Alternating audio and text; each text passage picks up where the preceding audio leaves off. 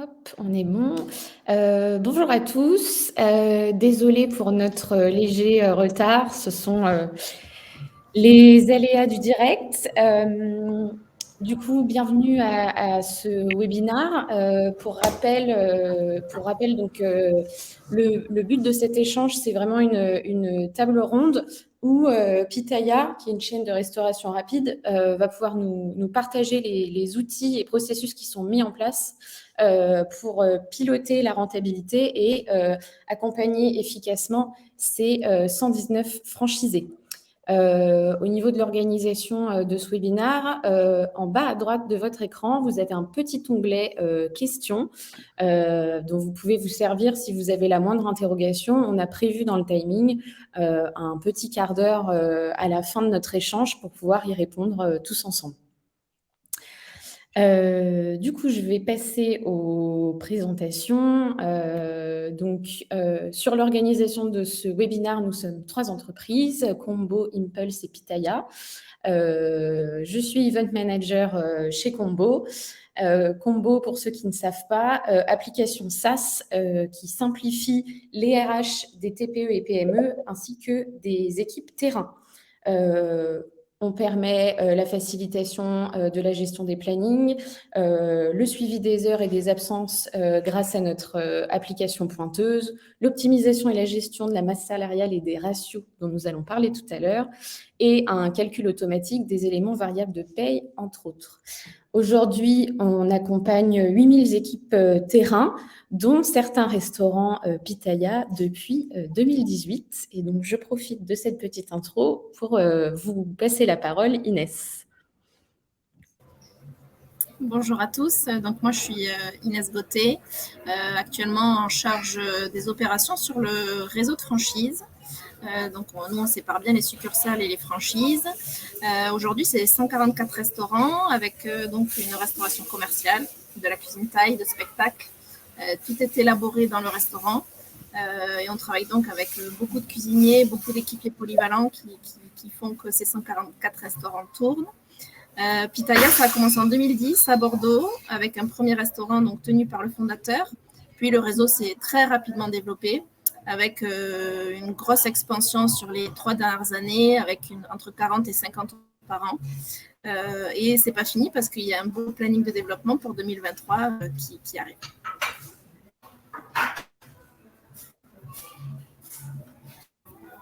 Tu as Aubin de te présenter. Bonjour à tous, Aubin Carizet, je suis franchisé Pitaya depuis 2020 sur un premier restaurant à la périphérie de Lyon et depuis quelques mois franchisé sur la ville de Mâcon où on a ouvert un second restaurant et du coup utilisateur de Combo et d'Impulse. Bien, merci à tous les trois. À mon tour de me présenter, moi c'est Chloé Géré, je suis Customer Success Manager chez Impulse. Alors Impulse, qu'est-ce que c'est ? C'est un logiciel de gestion de stock à destination des chaînes de restaurants et de dark kitchen.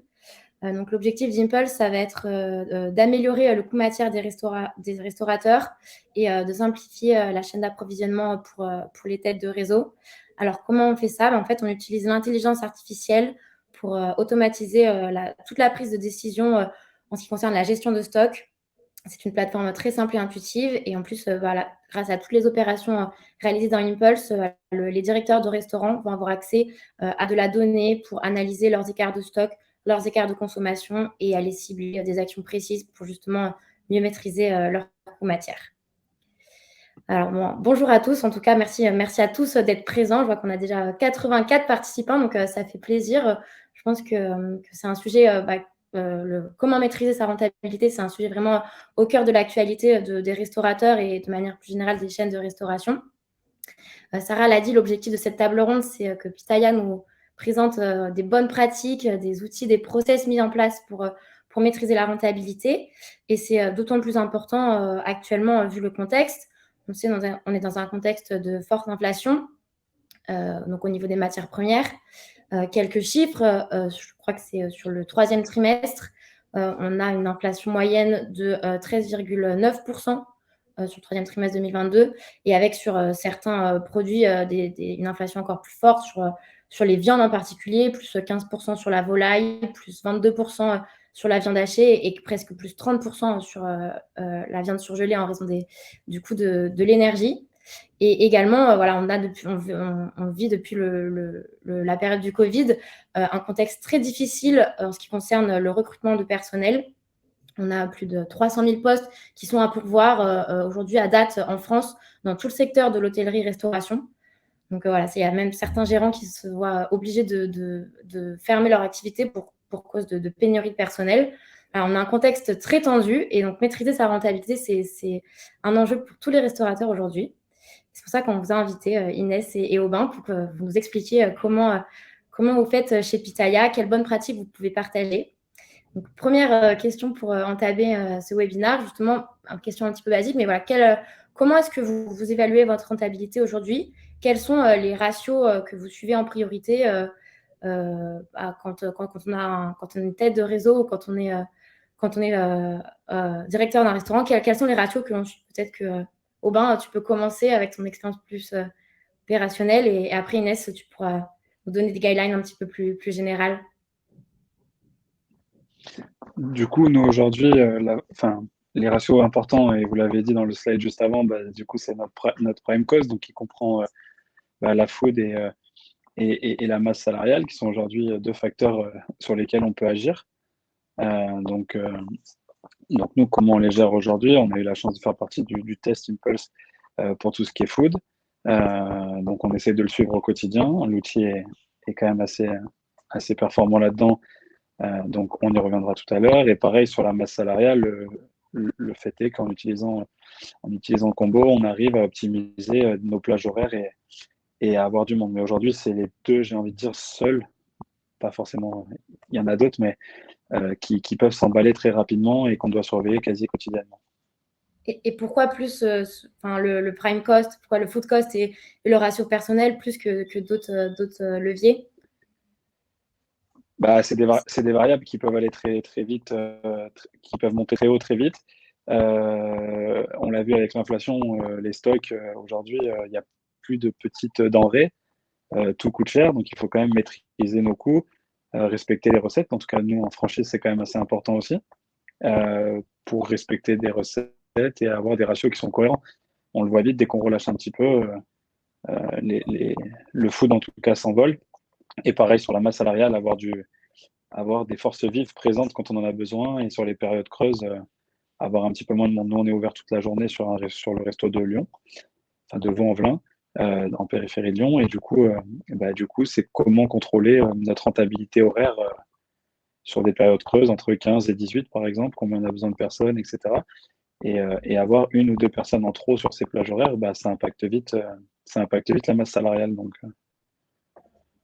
Et puis on peut maîtriser ça aujourd'hui, on peut éviter que ça s'envole, on ne maîtrise pas le prix de l'électricité, on ne maîtrise pas le prix des assurances. Donc aujourd'hui, c'est vrai, on est acteur au quotidien de ces ratios-là. Et Inès, est-ce que en tant que tête de réseau, vous communiquez sur des ratios cibles ou comment ça se passe exactement? Comment vous pouvez accompagner les franchisés justement à ce niveau-là? Oui, effectivement, c'est les deux ratios principaux et sur lesquels on peut avoir le plus d'impact. Très difficile à atteindre avec le contexte économique.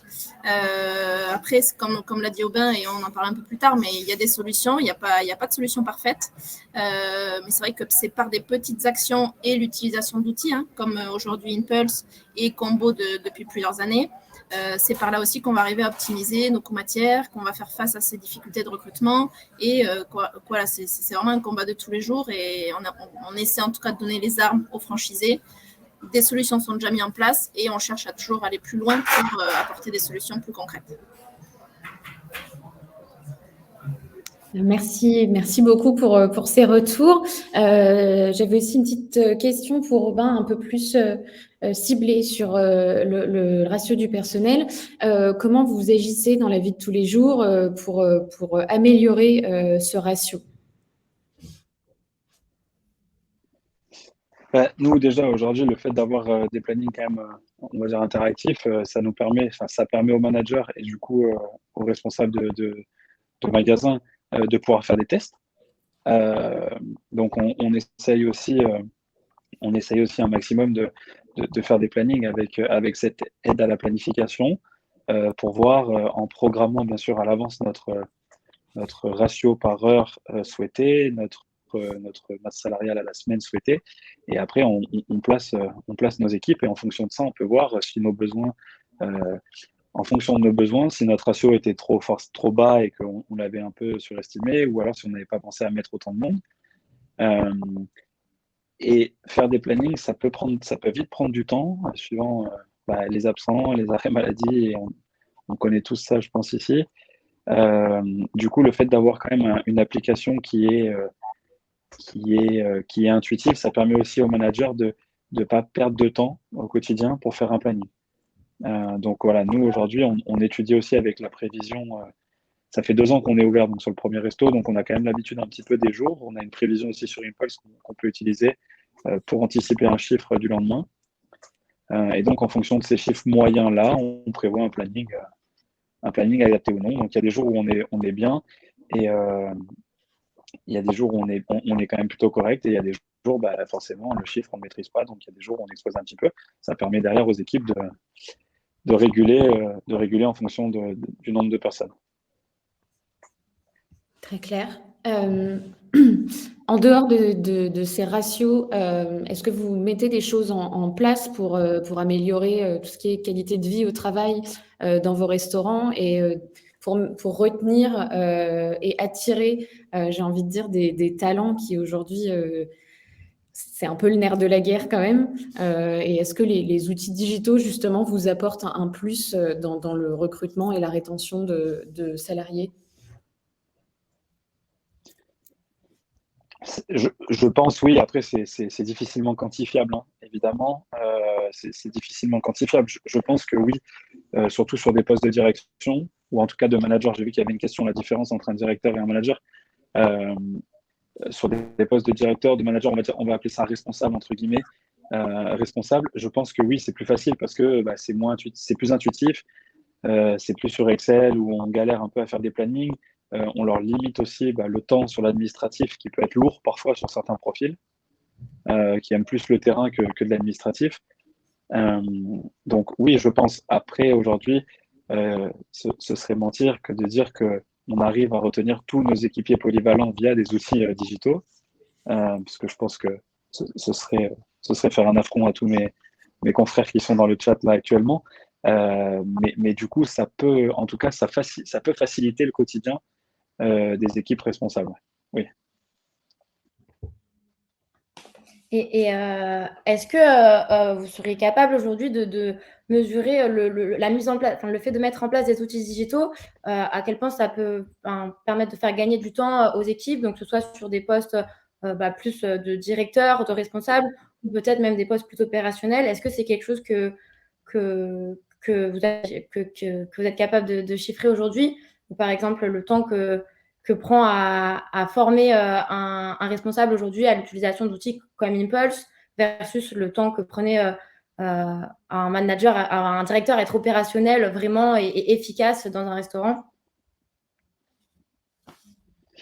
Alors oui, mais il faut quand même poser les bases, c'est-à-dire qu'il y a une différence de temps entre formation sur l'outil, il y a la formation sur l'outil et la formation sur le restaurant. C'est-à-dire qu'aujourd'hui, je pense qu'un manager ou un directeur donc, sur des équipes, on va dire sur des emplois on va dire plus qualifiés, c'est déjà des gens qui peuvent avoir de l'expérience. Moi, j'ai testé l'outil aussi sur une personne assistante manager. La prise en main de l'outil, on va dire à 80%, elle se fait dans la journée. Maintenant, l'outil n'empêche pas aux équipes de devoir bien connaître le restaurant pour connaître des volumes de commandes, mais là, on est vraiment un peu plus profond dans le métier. Aujourd'hui, c'est un outil qui, pour moi, facilite au quotidien. Ça permet de gagner du temps sur les formations, parce que du coup, c'est quand même fait comme une application. Et aujourd'hui, les générations qui arrivent sont quand même à l'aise avec ça. Maintenant, on n'enlève pas le temps de formation pour apprendre nos volumes, ça reste des tâches humaines. Mais par contre, oui, c'est sûr qu'on passe moins de temps, moi en tant que franchisé, je passe moins de temps avec mes managers à leur expliquer comment fonctionnent les outils qu'on peut utiliser au quotidien dans la gestion. Oui, non, mais bien sûr. Et avant la mise en place d'outils digitaux, c'est vrai que là, c'est Impulse et Combo, mais il y en a plein d'autres également dans l'écosystème. Avant, comment vous faisiez? Tu parlais d'Excel. Du coup, il fallait que du coup, les directeurs de restaurants soient très à l'aise sur Excel. Et maintenant, c'est moins le cas, par exemple. Donc, ça peut être peut-être plus facile pour Oui, recruter. exact. Après, c'est sûr qu'aujourd'hui, il y avait aussi cette compétence informatique-là. Et du coup, on sait quand on bouge une case sur Excel, on a beau verrouiller un petit peu tout ce qu'on peut donner aux équipes. Il suffit qu'il y en ait un qui bouge une case et ça bouge tout derrière. Donc voilà, non, je pense que c'est facilitant. Et du coup, quand on se met sur cette tâche, on a pour objectif je dis n'importe quoi, pour Combo ou par exemple pour Impulse, de passer des commandes, de regarder des ratios ou faire un planning. On est vraiment là pour ça et ça nous guide. Il y a plus que cet effet-là de se dire faut que je revienne en arrière, faut que je regarde telle cellule pour telle cellule, telle couleur. Enfin, c'est quand même vraiment intuitif. Pour moi, c'est intuitif. Après, je pense que ça l'est. Pour mes équipes, en tout cas, ça l'est aujourd'hui. Ouais, je pense que le vrai avantage d'Impulse, c'est vraiment le côté ergonomique. On était sur des outils avant où on prenait beaucoup de temps pour faire les inventaires, pour passer les commandes. C'était pas forcément fluide. Et là, effectivement, on gagne du temps et surtout, on a un outil qui reprend tous les éléments, pas aller sur un fichier pour un élément, sur un autre fichier pour un autre. C'est vraiment une lecture globale de tout le food cost qui est facilitée par la gestion d'un seul outil. Merci Inès. Donc, tu parles des inventaires, du fait d'avoir une vision globale sur justement, d'une vision globale. Quels sont les autres besoins qui t'ont été remontés par les franchisés justement en termes de gestion de stock et qui vous ont poussé à chercher à mettre en place des bonnes pratiques sur ces sujets, par exemple sur les inventaires? Oui, comme on le disait, nous, ça a été vraiment un travail global et on a fait une grosse mise à plat des fiches techniques, parce que tout commence par là. Donc, remettre à plat les fiches techniques, être sûr des grammages, des quantités qu'on utilise par plat, etc. Donc ça résout au niveau opérationnel, en tout cas ensuite, quand c'est respecté, 70% des problèmes de marge, je dirais. On va mettre en place aussi l'utilisation de doseurs pour être sûr que les quantités sont respectées dans chaque plat. Parce que c'est vrai que dès qu'on dévie un tout petit peu, à la fin du mois, à la fin de l'année, ça peut faire des écarts assez majeurs. Donc ça va venir. Ça a simplifié les inventaires, comme on en a un petit peu parlé. Via Impulse, on va pouvoir être sur une régularité beaucoup plus importante. Aujourd'hui, on était beaucoup sur un inventaire au mois. Là, on est passé à tous les 10 jours. Et l'idée, c'est, et comme Aubin le dira peut-être un peu mieux parce qu'on en avait parlé, le faire par famille peut-être tous les jours. Sélectionner le lundi, c'est les boissons. Le mardi, c'est autre chose. Et voilà, être beaucoup plus régulier et précis sur les états de stock pour commander au plus juste, etc. dans le process de commande. Je sais que quand on en parlait aussi, on avait l'exemple du franchisé de Nevers qui, lui, avait remarqué déjà en 4 mois, je crois, une baisse de 44% de ses quantités commandées de bœuf par le fait qu'il suivait ses stocks. Alors, c'est à la fois l'outil et à la fois les pratiques opérationnelles, mais tout cumulé, c'est vrai que ça fait avancer sur pas mal de points au niveau de la marge. D'autres points aussi, les réceptions marchandises qui sont facilitées. On a vraiment l'écart réel commandé. On a des avoirs qui sont beaucoup plus faciles aussi à faire, donc des stocks au plus près de la réalité. Les pertes, alors ça, on va y venir, mais les pertes, une fois qu'on pourra les rentrer complètement, et je sais que c'est en développement, on sera sur un outil complètement global, sur des produits finis calculés, etc. Donc ça, ce sera aussi un élément hyper important. Et d'autres solutions auxquelles je pense, c'est pouvoir anticiper ces mises en place du matin, pouvoir faire par rapport aux prévisions de vente. Je vais avoir besoin de préparer tant et tant de poulets, tant et tant de concombres, voilà, pour éviter les pertes justement et des DLC dépassés par la suite. Et surtout, pour finir, comme je le disais un peu avant, un outil centralisé de gestion des commandes, de gestion du chiffre d'affaires, de prévision de vente et de pouvoir suivre à la fois en tant que multifranchisé et à la fois en tant que siège ou franchisé son business de A à Z sur un seul outil. Et donc, justement, toi, en tant que tête de réseau, pourquoi ces sujets sont importants et pourquoi justement vous essayez de diffuser ces bonnes pratiques? Pourquoi c'est important pour la franchise Pitaya? Nous, c'est peut-être un triple enjeu. C'est à la fois la partie achat. On connaît le contexte aujourd'hui, donc si au maximum on anticipe les commandes et les gros volumes au plus près de ce qu'a besoin le réseau, ça nous permet de pouvoir maximiser les négociations ou en tout cas les prix d'achat. C'est aussi des mercuriales et des fiches techniques plus facilitées parce qu'en un clic, on peut aussi revoir la fiche technique, le grammage de tel ou tel produit, le conditionnement de tel ou tel produit en fonction de ce qu'on rentre dans nos stocks. Et puis, comme on le disait, une solution globale pour nos franchisés. Auparavant, c'était assez compliqué de gérer tous ces paramètres via notre outil. Là, aujourd'hui, c'est hyper centralisé. En plus, il y a l'intelligence artificielle qui vient nous donner des infos très concrètes sur le chiffre d'affaires qu'on va réaliser. Donc, voilà, c'est ces trois éléments, achat, fiche technique et le fait que ce soit une solution globale qui font que ça apporte de vraies solutions aujourd'hui. Robin, est-ce que tu es d'accord avec ce que dit Inès? Je vois d'ailleurs que c'est une question sur le chat. Est-ce que justement la mise en place d'outils t'a permis de gagner, de gagner la marge, de gagner en coût matière? Ou quel est ton point de vue par rapport à ça Alors, j'étais juste en train de répondre à Najim sur le chat. Donc, c'est ce que je disais aujourd'hui. Je parlerai plus d'une stabilisation et de comment dire, de la limitation de l'augmentation des prix et d'achat aujourd'hui que des gains de points de marge. Pour le moment, parler de gains de points de marge, nous, on a attaqué l'onboarding Impulse en mai, en mai, si je ne me trompe pas. Du coup, il a fallu quand même qu'on règle tout, qu'on fasse les tests, etc., pour voir si les fiches recettes étaient bonnes. Donc ça, on l'a fait en lien avec Inès. Aujourd'hui, le problème, c'est que tout augmente en permanence. Donc, voir si on a gagné des points de marge, aujourd'hui, c'est assez complexe. Par contre, ce que nous, on peut constater, c'est qu'on a au quotidien une vision un peu plus poussée de notre marge réelle. Et donc, ça permet peut-être qu'avant, en 2020, quand on mettait 10% de poulet en plus dans un plat, peut-être qu'on se posait moins la question de savoir si en fin d'année, ça faisait beaucoup ou pas beaucoup. Et là, aujourd'hui, ça nous permet de voir que si on met 10% de plus, on a le chiffre en euros, en devises, gaspillé, parce que c'est du gaspillage qu'on ne doit pas mettre. Et du coup, là, on est capable d'agir avec nos équipes sur... On peut impacter ça. Donc, je pense que ce serait très prétentieux et pareil, un affront à mes confrères de Pitaya, là, pour le coup, de dire qu'on a gagné des points de marge. Aujourd'hui, je pense que c'est un vrai outil pour justement limiter cette hausse qui est permanente. Ça, c'est quand même important. Et du coup, de pouvoir sensibiliser les équipes justement au respect des fiches recettes et du coup des points de marge. Je vois qu'il y a une question sur qui s'en sert le plus.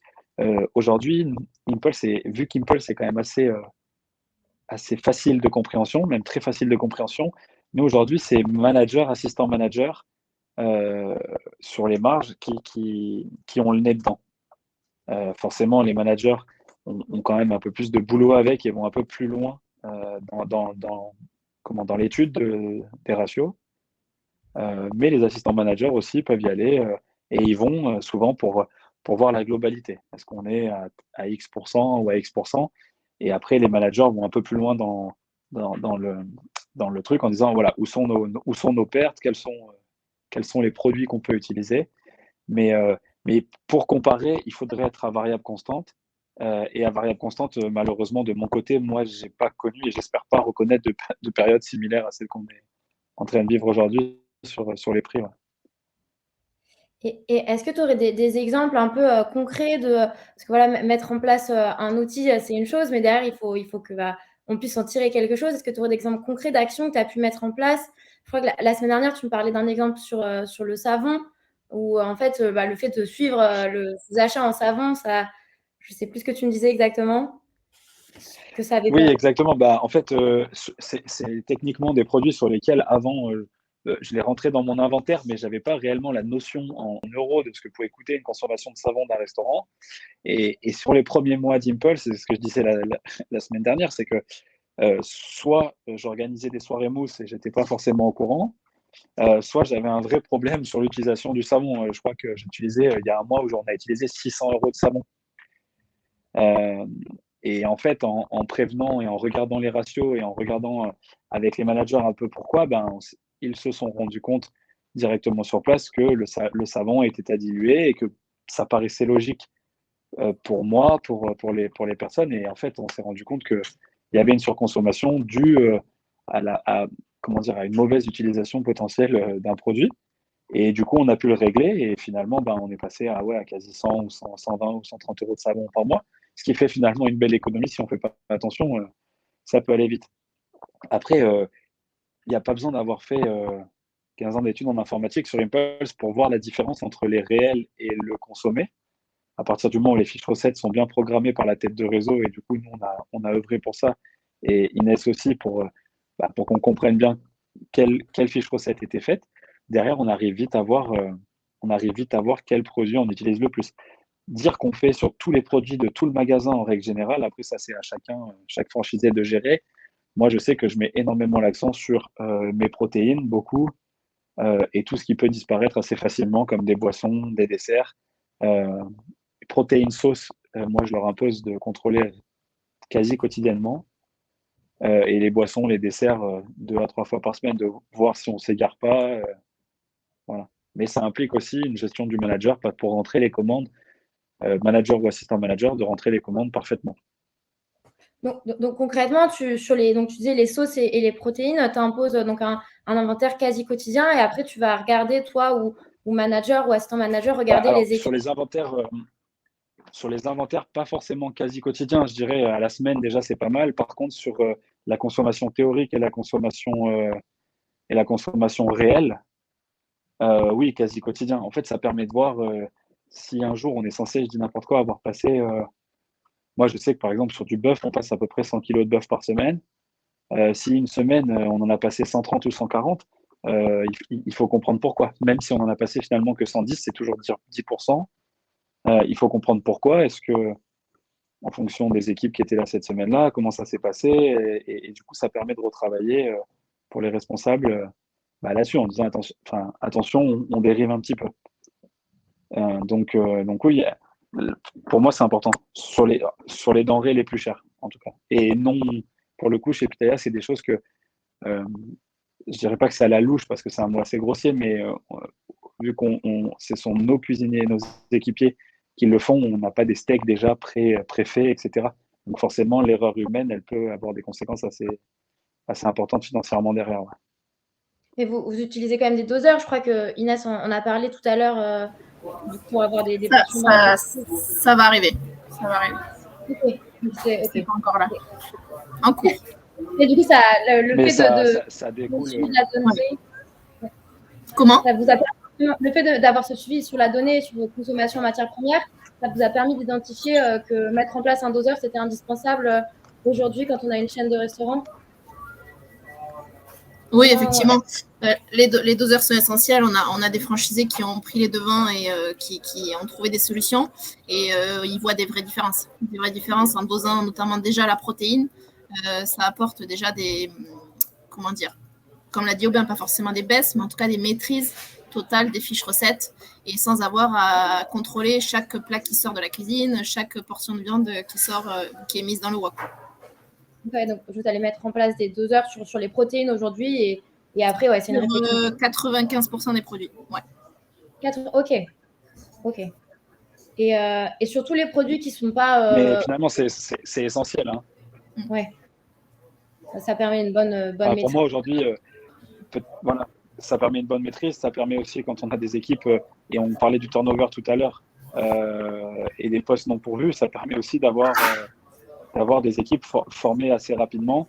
Et aujourd'hui, trouver un cuisinier avec de la bouteille, c'est complexe, ou du moins, c'est des salaires qui sont quand même assez élevés.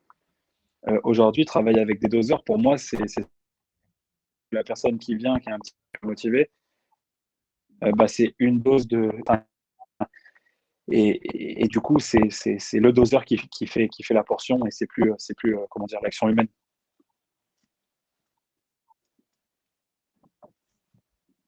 Ouais, donc tu dirais que oui, ça facilite aussi dans le recrutement le fait voilà, de standardiser les process, ça facilite aussi la gestion du personnel en fait. C'est intéressant. Oui, Et sur les produits, pardon, je pense je qu'il y a pense un qu'on petit a décalage, un je suis petit désolé. décalage. Ouais, Ouais. on va se laisser 2-3 secondes après chaque fin de phrase pour être sûr qu'on n'enchaîne pas.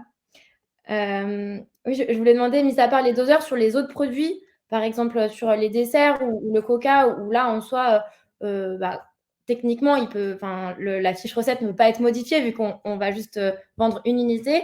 Est-ce que vous avez repéré des écarts grâce à Impulse ou même dernièrement, et est-ce que vous avez pu mettre en place des bonnes pratiques à ces sujets sur toute la maîtrise des sorties de boissons, de desserts qui sont à l'unité? Est-ce que vous avez mis en place des choses à ce sujet-là également, ou au contraire, vous vous êtes rendu compte qu'il n'y avait pas du tout de problème sur ces produits-là? Alors, nous, au niveau siège, ou en tout cas dans nos succursales, effectivement, c'est comme je le disais, ça va être sur ces produits-là unitaires, un inventaire le plus régulier possible. Là, aujourd'hui, on est dans un lancement de l'outil, donc dans nos succursales, on est à un inventaire tous les 10 jours sur une vingtaine de produits qui sont nos consommations les plus importantes. Et après, idéalement, effectivement, c'est tous les jours qu'il faut faire l'inventaire sur les produits qui sont quantifiables, juste en les comptant ou en tout cas en rentrant bien les livraisons, en rentrant bien les pertes et en rentrant bien les ventes. Donc là, c'est l'idée. Et sur les autres produits, c'est le dosage, effectivement. Aubin, est-ce que tu aimerais ajouter quelque chose sur le suivi des matières premières qui ne nécessitent Oui, pas après, 2 heures? oui, évidemment. Après, nous, aujourd'hui, on se rend compte que tout augmente et tout augmente pour tout le monde. Donc on constate que forcément, nous, il y a des produits qui soit disparaissaient, soit… alors, c'est pareil, on est sur un début d'utilisation d'outils. Donc, est-ce que c'est des pertes non notées? Est-ce que c'est de la casse non notée? Est-ce que techniquement, c'est des produits qui disparaissent sans forcément de raison? Est-ce que c'est un produit qui n'a pas été livré? Il manquait un pack de 24 de n'importe quelle boisson et du coup, on l'a pas rentré. Puis, on se retrouve à faire un inventaire et on se dit, il manque 24 boissons. Donc, oui, aujourd'hui, le but sur des unités. En plus, pour le coup, euh, c'est quand même assez facile à faire un inventaire sur Impulse. Euh, Même s'il y a des améliorations qui sont amenées aujourd'hui par Impulse et par notre tête de réseau encore pour nous faciliter. Mais évidemment, voilà, l'outil parfait n'existant pas, on essaye de s'en rapprocher. Maintenant, nous, on essaye d'imposer aux équipes, en tout cas d'imposer, pas forcément d'imposer, mais quand ils ont du temps l'après-midi, parce que c'est un moment un peu creux, on leur demande toujours de faire un inventaire sur quelque chose. Ça peut prendre des fois 5 minutes sur un inventaire boisson, voilà, et ils font que ça, ou des fois ça peut juste être Coca zéro, parce que c'est quand même des gros volumes. Ça prend 2 minutes à faire, et au moins on a une base de données, on donne à manger à l'outil qui peut derrière aussi nous renvoyer des données, savoir si on surconsomme pas, est-ce qu'on a de la perte, est-ce qu'on a oublié quelque chose. Donc oui, c'est moi je préconise d'en faire un maximum. Après c'est toujours pareil. Le but étant d'avoir des ratios quand même cohérents. Le but c'est pas de payer quelqu'un tous les jours pour faire des inventaires. Et pour ça Impulse est assez facilitant en tout cas sur des inventaires comme ça. Je vois d'ailleurs qu'il y a une question sur le chat. Bonjour Robin, quel est le temps moyen d'inventaire quotidien pour tes équipes? Donc ouais, tu dis que c'est très faible, mais voilà, grâce à Impulse, Oui, c'est faible. Après, c'est sûr que l'inventaire, l'inventaire de fin de mois mensuel pour avoir un vrai ratio, il prend un peu de temps. Mais d'un côté, comme tout inventaire, aujourd'hui, on n'a pas des codes barres ou des RFID ou des trucs comme ça. Donc, on peut pas. Donc, forcément, ça prend du temps. Maintenant, au quotidien, moi, on va dire que je les laisse un petit peu faire comme ils souhaitent. Alors, je sais que j'ai des équipes qui préfèrent faire, par exemple, boisson-dessert, prendre une petite demi-heure, même pas une petite demi-heure, mais prendre un petit peu plus de temps pour faire deux catégories. Et je sais par exemple que j'ai un manager sur Vaud qui préfère faire dès qu'il est là, un peu petit à petit. Et comme ça lui donne des points un peu plus réguliers. Après, voilà, ça prend du temps, mais c'est pas non plus, c'est pas un Excel ou d'autres logiciels qu'on a pu utiliser où c'est long à faire. Là, c'est vraiment intuitif pour le coup. Mais toi, ta recommandation de manière générale, ça va être vraiment de faire des petits inventaires. Voilà, le lundi sur les desserts, le mardi sur les boissons, de faire des petits inventaires de manière régulière et pas de passer 4 heures en fin de mois où on doit fermer le restaurant, même plus à vraiment tout inventaire. C'est vraiment de segmenter Ouais, au plus possible. après, oui, exact. Après, c'est personnel. Enfin, là, je veux dire, moi, c'est ma recommandation envers mes équipes. Maintenant, je n'ai pas de crédit pour recommander ça auprès d'autres personnes, finalement, qu'à mes équipes. Mais oui, je pense parce que du coup, ça peut se faire, ça peut se faire vite fait. Nous, on a une tablette au resto, ils la prennent, ils vont dans les stocks. J'ai 4 packs de Coca et 3 canettes restantes. Donc, ça, c'est des choses que, pour la petite parenthèse, on n'avait pas au départ sur Impulse et qu'on a demandé à la tête de réseau de mettre en place. Donc, c'est d'adapter des inventaires pour les restos, pour éviter de dire qu'on avait 144 canettes, on a X packs plus 3 bouteilles restantes, par exemple. Donc, ça, c'est important. Maintenant, nous, on est ouvert tous les jours. Sur Vaux-en-Velin, on est ouvert toute la journée. Donc, j'ai aussi des équipes de 15 à 18 que j'ai pas besoin de faire partir parce qu'il me faut du monde. Donc, quand c'est calme, ils ont la possibilité de le faire. Aujourd'hui, mais je pense qu'au vu de l'outil, c'est quand même plus intéressant d'en faire petit à petit. Et en fait, ça permet de cibler les pertes. Parce que si on en fait un tous les 15 jours, comprendre quand la perte a eu lieu, si c'est une perte de la casse ou du vol, le fait d'en faire un tous les 2-3 jours sur certaines boissons. Et aujourd'hui, les denrées augmentent. Donc, on n'est pas à l'abri non plus qu'il y ait des denrées alimentaires qui disparaissent plus que des canettes de coca ou des cookies, quoi. Oui, et puis même pour le délai de réaction possible, plus les inventaires sont faits régulièrement, plus on peut réajuster si c'est sur une quantité de bœuf qui est mise, sur une quantité de sauce ou quoi. Et c'est vrai que ça permet de ne pas se retrouver à la fin du mois en se disant « Oh là là, j'ai passé le mois à mettre 90 grammes de sauce plutôt que 70 » et de pouvoir réagir beaucoup plus rapidement. Exact. Et puis après, je pense que d'intéresser les équipes par exemple, moi je sais que notre manager, les deux managers de Vaux-en-Velin ont une variable sur le food. À partir du moment où ils sont intéressés financièrement par ça, bizarrement, on a des inventaires beaucoup plus réguliers et beaucoup plus constants. Ouais, merci pour ce dernier. Je sais pas, mais en tout cas chez nous. Merci pour ce dernier point parce que justement ça répond à 2 questions sur le chat et puis ça rejoint également à la problématique de gestion du personnel. C'est comment motiver les managers à faire des inventaires plus régulièrement. Il y avait également une question sur est-ce que les managers, assistants managers sont incentivés par rapport à des ratios sur le food cost ou par rapport à un suivi particulier. Je pense que peut-être si vous avez encore quelque chose à ajouter sur ce côté, ça fait bien le lien justement entre ces problématiques de gestion de personnel et de suivi du coût matière. Comment on motive ces salariés à être motivés pour justement avoir un suivi très assidu. Donc, tu disais qu'il y avait un incentive financier, c'est ça? Oui, déjà, je pense qu'à un moment donné, ce serait se voiler la face de dire que tout le monde travaille par passion. Du coup, oui, forcément, dès qu'il y a un côté financier, un aspect financier qui rentre en jeu, on arrive quand même à avoir un peu plus de sérieux. Et c'est ce que je dis, demander à un équipier ou employé polyvalent de faire un inventaire sur 20 ou 30 produits. C'est long, c'est pénible, c'est chiant. Généralement, c'est pas le plus cool. On est dans les stocks à compter, donc on peut pas parler avec les autres équipiers qui sont là. Alors que de faire, il y en a un qui me compte les boissons, il y en a un qui va me compter les desserts une demi-heure après. Finalement, tout le monde met la main à la pâte. Il y en a pour 5-10 minutes à chaque fois. Et on n'a pas de jour chiant. Désolé du mot, mais voilà. Moi, je sais quand je demande à quelqu'un de compter les boissons, j'ai personne qui souffle. Avant, quand on comptait tout d'un coup plusieurs produits, moi, je le comprends. Moi-même, ça me gonflait de le faire. Donc oui, je pense qu'on voit du bénéfice. Alors, c'est toujours pareil, c'est du bénéfice bien-être au travail. Est-ce que c'est ça qui nous permet de garder des salariés? Je ne sais pas, je ne pense pas, vu le turnover qu'on a eu nous cet été. Mais en tout cas, pour ceux qui sont là, présents et qui travaillent, c'est intéressant et c'est moins pénible. On enlève ce côté pénibilité qu'on pouvait avoir avant. Et est-ce que tu dirais que tu as moins de turnover qu'avant ou c'est quelque chose qui reste difficile à chiffrer? C'est assez complexe à chiffrer. On sort d'un été. Généralement, on a un peu plus de turnover l'été.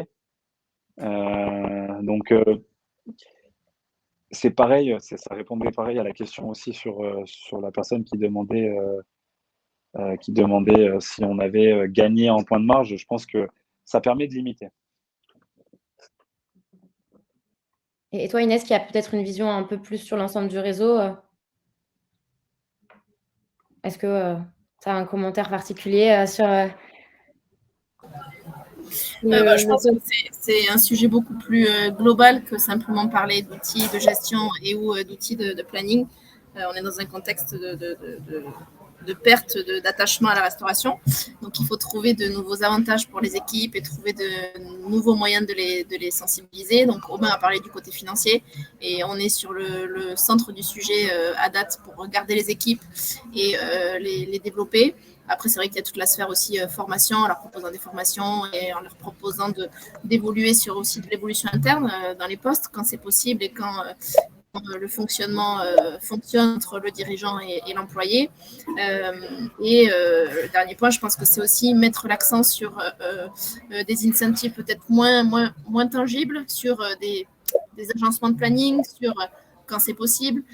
Voilà, essayer coupure, pas coupure, essayer d'aménager de temps en temps en faisant tourner un peu les équipes.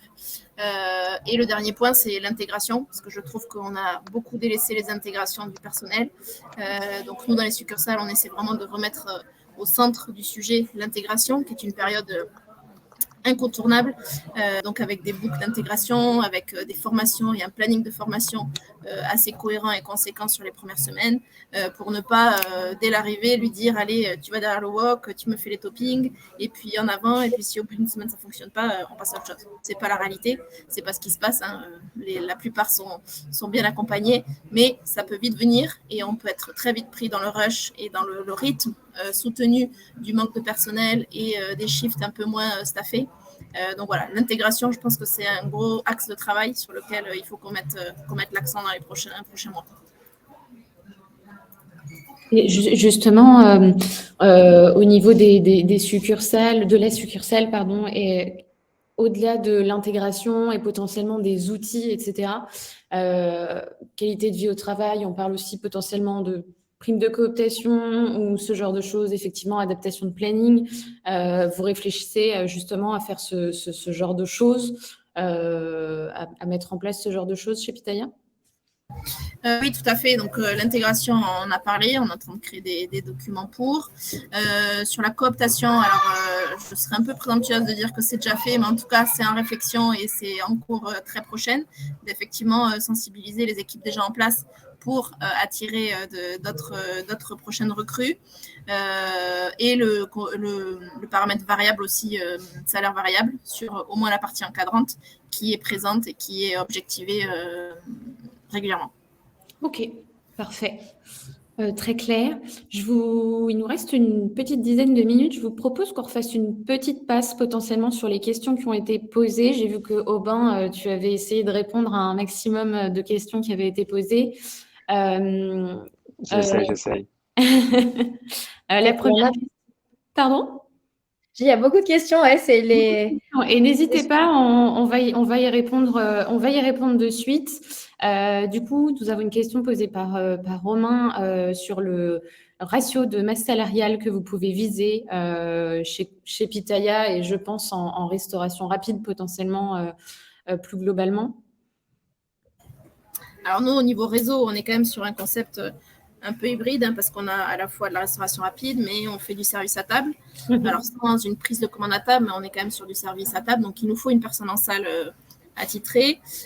Nous, dans les succursales, on est sur un objectif à 28% de masse salariale qui est quand même bien atteignable, en tout cas sur les restaurants qui tournent bien, qui ont un chiffre d'affaires assez régulier, sur lesquels on a une planification aussi en accord avec notre stratégie de planification horaire. Voilà, c'est un ratio qu'on arrive à atteindre sur sur une majorité des succursales. C'est pas toujours facile, il y a toujours des exceptions et des écarts, mais c'est notre objectif, en tout cas, ratio cible. Ok, très clair. Deux postes ont été cités tout à l'heure et on a Antoine qui nous demande la différence pour vous entre le manager et le directeur du magasin. Alors là, c'est moi qui ai parlé de ce sujet-là. Aujourd'hui, nous, on a la volonté de laisser nos équipes. Alors, on est quand même présent dans nos restaurants, mais on n'est plus acteur. Du coup, pour moi, un manager, la différence, c'est que ils vont avoir un peu plus de responsabilité quand même. C'est quelqu'un qui est capable, nous, aujourd'hui, de gérer 2 établissements. Donc, la personne qui est basée sur Vaux-en-Velin, mais va aider le manager de Mâcon, la manager de Mâcon, pardon, quand elle a des questions, etc. Donc, on va dire que c'est un manager plus plus, sans parler de directeur, parce qu'on n'est pas sur de la restauration assise, de la restauration tradie, des grosses brasseries, des choses comme ça. Mais voilà, c'est un manager plus plus plus. Ouais. Très bien. Je me permets aussi de reposer les questions auxquelles tu as répondu, parce que tout le monde ne les voit pas forcément. Tu as dit, Aubin, que tu regardais la masse salariale par semaine. Est-ce que tu donnes un objectif de masse salariale à tes managers constamment, une cible, ou est-ce que tu l'adaptes potentiellement en fonction des périodes de l'année? Oui, oui, évidemment. Évidemment, alors à la semaine, c'est un peu complexe parce que moi, je suis en périphérie d'une grande ville, donc les 3e semaines de mois sont quand même assez difficiles, on va pas se mentir. Et on voit qu'on a une baisse de chiffre d'affaires, donc ce serait pas honnête envers les équipes de leur donner des objectifs qu'ils ne peuvent pas atteindre. Moi, j'aime bien fonctionner avec la rentabilité horaire d'un salarié. Parce que du coup, qu'on fasse 3 000 ou qu'on fasse 5 000, finalement, un salarié rapporte, j'aime pas trop ce mot-là, mais amène ou produit 50 euros par heure, 60 euros par heure. Et du coup, là-dessus, nous, on bosse plus là-dessus que sur un pourcentage. Parce qu'un pourcentage, finalement, c'est ce que j'étais en train de répondre tout à l'heure, mais la masse salariale se vise toujours sans alternance, sans contrat aidé, sans CIE, CUI et toutes les aides qu'on peut avoir. Évidemment, demain, sur 10 ou sur 15 équipes ETP, si vous avez 5 alternants et 3 contrats aidés, forcément, votre masse salariale va baisser. Moi, j'aime bien les objectiver même si j'ai des alternants à aider, évidemment, mais j'aime bien objectiver mes équipes, ou en tout cas mes responsables, sur si les contrats n'étaient pas aidés, à combien on serait. Voilà. Le but, c'est pas qu'il soit 50 par service, c'est si demain cet alternant part et qu'on doit le remplacer, est-ce que notre planning est viable ou pas. Voilà. Ok. Et effectivement, du coup, avec Combo, vous arrivez à faciliter ce genre de calcul, j'imagine.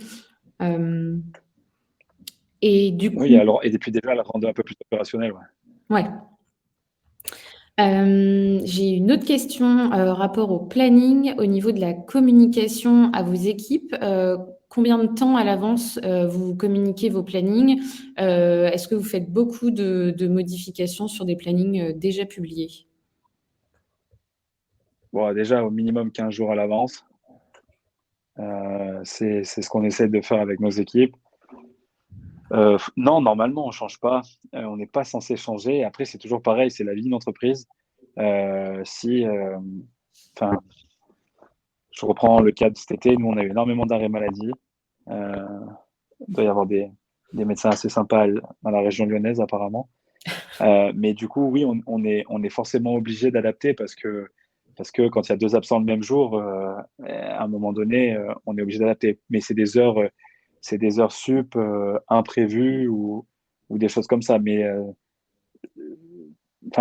moi, j'estime que les managers qui planifient, s'ils oublient de mettre une personne sur un chiffre, c'est à eux d'y aller. On ne va pas déplacer tout le monde au dernier moment.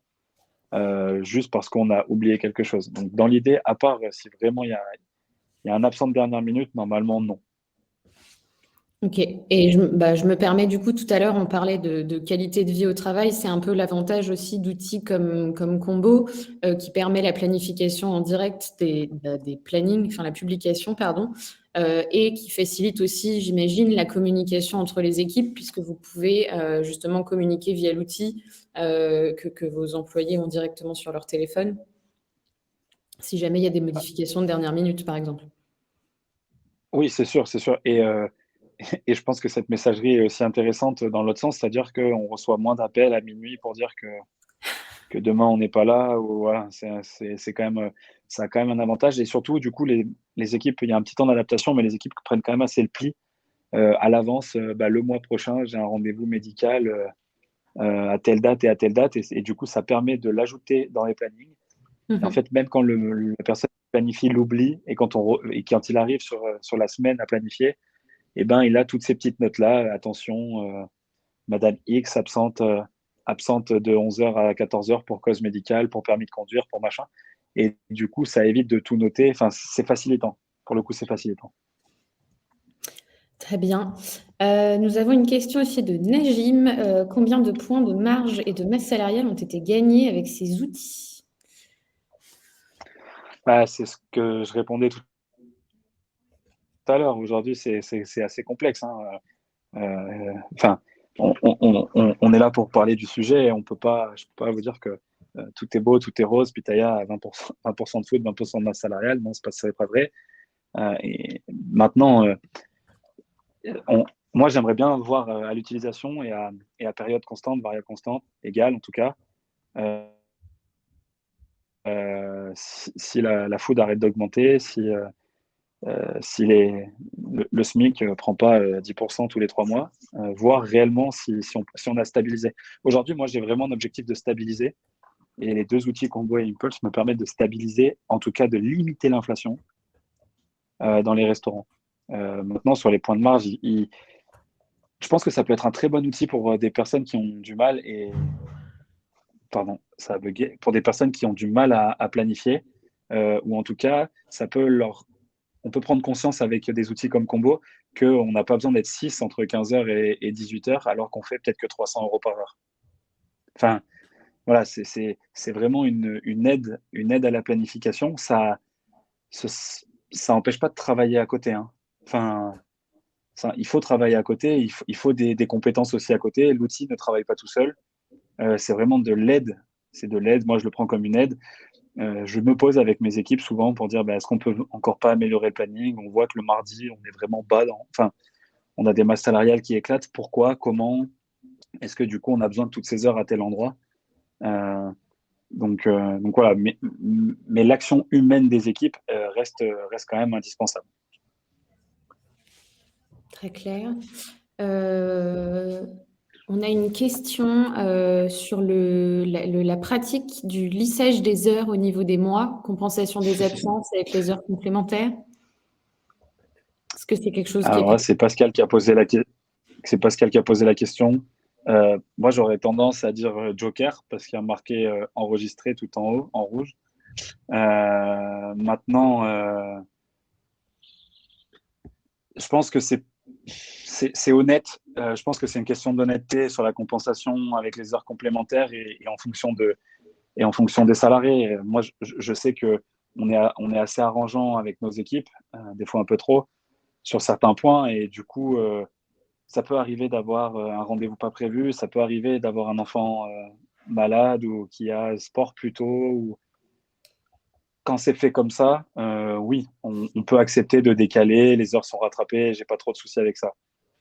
Maintenant, quand moi, je sollicite quelqu'un pour une heure sup, j'ai tendance à le laisser en heure sup, même 80-100% des cas, parce que nous, ils sont en contrat 39. S'il fait 43 heures cette semaine-là, à un moment donné, c'est de l'heure en plus. Donc, moi, je fonctionne comme ça. Après, quand c'est de l'arrangement, je suis désolé, je ne peux pas venir. Est-ce que je peux rattraper? Il n'y a pas de souci. Par contre, quand c'est moi qui sollicite, moi ou mes équipes de direction, quand on sollicite quelqu'un pour venir, généralement, je pense que ça fait partie de la fidélisation aussi des employés. C'est-à-dire que leur faire des semaines à 45, enfin 44, 45 heures, et puis derrière leur dire bah, finalement on est un peu trop staffé là, ne viens pas. Bah, c'est peut-être à nous de mieux planifier ou à nous de mieux gérer un peu nos équipes. Et du coup, ça fait partie des tâches managériales aussi. Merci beaucoup pour les réponses à toutes les questions. J'ai vu que Inès, tu avais beaucoup répondu aussi à l'écrit dans le chat.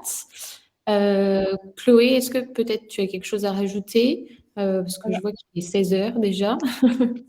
On a 2-3 questions que je trouve assez intéressantes. Alors, je crois qu'on a mentionné l'objectif de ratio personnel, mais est-ce que vous avez aussi un objectif? Enfin, il y a plusieurs questions, en tout cas, sur le chat, sur la cible de food cost ou le réel. Je ne sais pas si vous voulez y répondre. C'est vrai que c'est difficile avec l'inflation à avoir un objectif fixe actuellement. Inès? Oui. Effectivement, c'est très compliqué parce qu'un food cost dépend énormément d'une partie achat et d'une partie exploitation. Donc, nous, on a des variables assez importantes.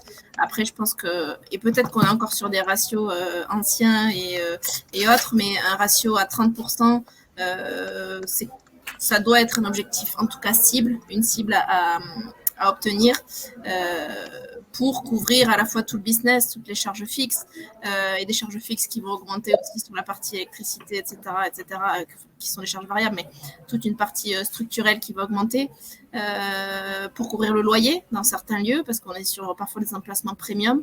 Donc voilà, un 30% en cible, c'est un objectif à tenir. Maintenant, je ne vais pas vous dire que c'est le cas dans tous les pitayas, ni le cas dans toutes nos succursales, mais en tout cas, on met tout en œuvre pour tendre vers cet objectif-là.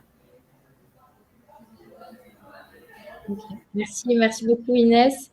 Et autre question, et peut-être ce sera la dernière, on a parlé tout à l'heure de la mise en place de doseurs. Une question que je trouve intéressante, c'est quel type de doseur justement vous mettez en place? Est-ce que c'est une balance? Robin, j'ai vu que tu avais répondu dans le chat, mais peut-être partager cette info avec les gens. Ouais. Tu veux que je réponde, Inès, ou vas-y. Ouais, enfin, du coup, il y a les deux solutions et pour le coup, ça dépend des ingrédients.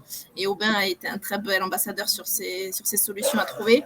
Il y a des produits comme les féculents qui sont beaucoup plus difficiles à doser avec des contenants, donc on est plus sur une balance. La partie protéines, légumes, on est sur des doseurs cuillères, donc inox ou plastique. Et voilà pour la majorité des produits, quand après, c'est pas à l'unité ou qu'il n'y a pas le sachet qui est déjà fait ou conditionné de la sorte. Donc, on est effectivement la plupart du temps sur des doseurs en inox ou en plastique avec une couleur par produit pour pouvoir s'y retrouver pour le personnel. Même si aujourd'hui, dans les premiers on est sur des barquettes plastiques, on est sur d'autres éléments qui permettent de doser. Là, je vous parlais de l'objectif nous à terme, qui est sur du plastique ou de l'inox, qui est aussi plus facile à nettoyer et qui ne demande pas à être jeté à chaque utilisation, même si tous les calculs se font. Et tout est une bonne idée dans tous les cas. Après, nous, de notre côté, on a fait le choix de sacrifier, entre guillemets, de la masse salariale pour peser du bœuf dans des barquettes en plastique parce que je ne connais plus le prix exact aujourd'hui du bœuf, mais c'est 10,80, il me semble, Inès, ou quelque chose comme ça. Enfin, on est entre 10 et 11, grosso modo. Et en fait, demander aux équipes de mettre... aujourd'hui, 10 grammes de bœuf de trop dans un plat, chez moi, c'est énorme ce que ça coûte. Du coup, on a pris quelqu'un, pas un 39 heures en plus, mais des contrats qui étaient peut-être à 30 heures qui sont passés à 39. Et du coup, les heures en plus permettent de peser le bœuf et de les mettre dans des gastros, dans des barquettes plastiques pour que les cuisiniers devant, en tout cas nos workers devant, aient juste à prendre une dose. Mais c'est toujours pareil, c'est un choix personnel. J'en parle souvent avec des confrères de Pitaya qui me disent mais moi j'ai trop de volume pour faire ça, ou moi la solution elle me plaît pas. Ce que j'entends entièrement, voilà, c'est vraiment c'est vraiment un ressenti personnel. Aujourd'hui, nous de notre côté, à Vaux-en-Velin et à Mâcon, on voit qu'on arrive à limiter la casse. Mais c'est toujours pareil, à condition que la personne qui met en barquette respecte les grammages. Parce que si le début de la chaîne est tronqué, la fin de la chaîne sur l'inventaire est forcément tronquée. Mais depuis la mise en place de ces pratiques, tu as vraiment repéré une diminution des écarts parce que je vois qu'il y a une question sur est-ce qu'on a le stock théorique dans Impulse? La réponse est oui. Et donc, du coup, tu as vraiment repéré une diminution des écarts entre réel et théorique depuis que Ah bah oui, enfin, forcément, mais demandez, enfin, pour tous les gens qui sont là, suivant le type de restauration que vous avez, demandez à vos équipes, si c'est pas déjà préemballé, demandez à vos équipes de peser. Alors nous, c'était, moi quand j'ai fait les tests, c'était 115 Inès, tu me dis si je me trompe. Ouais, je crois que c'était ça, Non, de 115 restaurant, ou franchise. 120. Non, non, sur les grammages. Mais moi, j'ai demandé à toutes mes équipes, même les cuisiniers, les managers, de peser et de leur dire, voilà, aujourd'hui, prenez votre temps, mais donnez-moi la ration parfaite. 105 ou Franchement, on est 110. toujours à 5-10. Ouais, voilà, 105, mais on est toujours à 115. Mais visuellement, ça représente rien. Mais Mm. par contre, sur des employés polyvalents fraîchement arrivés, on était à 140, 150. Mm. Voire plus, Aujourd'hui, hein. s'il faut 20 plats pour 1 kilo, on est mort. Enfin, c'est énorme. C'est 5%. Enfin, Oui, c'est beaucoup Ouais, de discipline et beaucoup de suivi. Ouais. et à la fin du mois, ça fait des centaines d'euros. Donc, ouais, c'est 5 grammes, ça paraît rien visuellement, mais derrière, ouais, c'est tout à fait ça. Merci beaucoup à tous les deux, en tout cas, pour toutes ces réponses. Est-ce que vous avez envie d'ajouter un mot de la fin, peut-être? Enfin, c'est pas obligatoire. non, bah, merci à tous. Je pense que c'est hyper intéressant et ça permet d'aider. Et même nous, en créant ce webinaire avec vous, on a quand même aussi pu se poser des questions. Donc, je pense que c'est intéressant. Après, enfin, je peux me rendre disponible s'il y a des personnes du chat qui veulent en parler un peu plus longuement et mettre voilà, mon temps aussi pour ça, parce que c'est vrai que j'ai la chance de faire partie des tests, donc je gagne du temps. Donc, déjà, je remercie Combo et Infost là-dessus. Mais voilà, je reste disponible si vraiment il y a des gens qui ont des questions sur lesquelles on n'a pas pu répondre. Ce sera avec grand plaisir. Oui, vous recevrez tous le replay de ce webinaire juste après. Si vous avez des questions, n'hésitez pas par retour de mail où j'ai mis nos contacts à Chloé et moi et on pourra bien évidemment les faire passer à Inès et Aubin. Et effectivement, si besoin, peut-être organiser des rencontres ou une suite à ce webinaire, peut-être. C'est C'est vrai ça, qu'il y a encore un sujet à en creuser. espérant que tout s'arrange. Oui, également. Merci beaucoup en tout cas pour votre participation. On a un petit peu débordé sur le timing. Du coup, je vais libérer tout le monde. Encore une fois, n'hésitez pas, retour de mail à nous contacter. On reste à votre disposition pour toute interrogation. Et je vous souhaite une bonne après-midi. Merci à tous. Bon Merci après-midi à beaucoup. tous. Au Bon revoir. après-midi. Au revoir. Au revoir.